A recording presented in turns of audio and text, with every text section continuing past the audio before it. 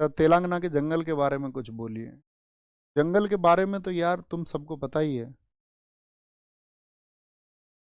जंगल का राजा कौन होता है बताओ। जंगल का राजा कौन है, पहले मेरा प्रश्न आप सब लोगों से ये रहेगा। Who is the king of forest. जंगल का राजा शेर। जंगल का राजा शेर।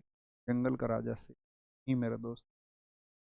अब शेर जंगलों में किराए में रहता है, किराए पर रहता है, क्योंकि अब जंगलों का राजा भी इंसान है। शेर देखे ना आपने, उनको तो जंगल छोड़ना पड़ गया, तो वो कहाँ, आप क्यों झूठ क्यों बोल रहे हैं आप मुझसे कि जंगल का राजा शेर है।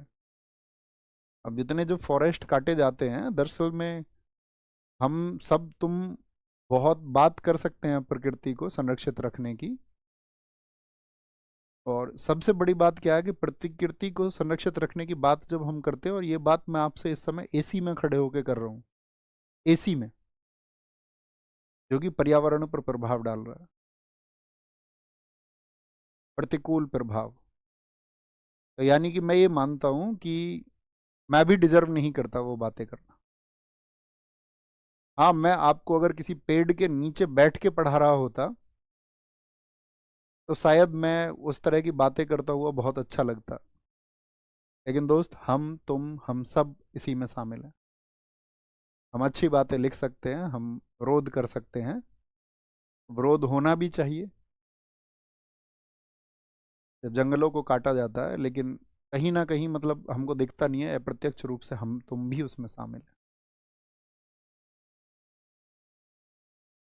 है या नहीं है, आप बताओ, आपको क्या लगता है।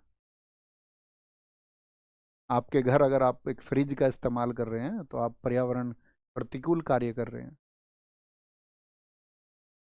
वहाँ भी आपका बहुत सारी चीज़ें नष्ट हो रही हैं। अब टेक्नोलॉजी का जितना भी इस्तेमाल कर रहे हैं, आप गाड़ी का इस्तेमाल कर रहे हो, चाहे आप बाइक का इस्तेमाल कर रहे हो, तो वहाँ भी तो नुकसान ही हम लोग कर रहे हैं। तो इसका मतलब है कि जिसको हम कह रहे हैं कि भाई औद्योगिक क्रांति हुई, तो औद्योगिक क्रांति तो नुकसान पहुंचाएगी ना। तो हमने जब इतनी सारी चीज़ों पे बात की, तो हम ये सोच सकते हैं कि भैया फिर सॉल्यूशन क्या है। तो सॉल्यूशन यही है कि कंजप्शन जो बाकी चीज़ों का है वो कम किया जाए, और कम नहीं किया जाए तो कम से कम वृक्ष तो लगाए जाएं, या वृक्षों को तो कटने से बचाया जाए। जैसे कि भाई इनडायरेक्ट मैंने बताया, फ्रिज है, एसी है, इन सब का प्रभाव पड़ रहा है, हम तुम सब उसके आदी हो चुके हैं, या उसमें हम उनका प्रयोग करते हैं। लेकिन हम पेड़ लगा सकते हैं, और हम पेड़ों को बचा सकते हैं। कम से कम जंगलों को तो ना काटा जाए, इतनी भर उम्मीद तो सरकार से कर ही सकते हैं।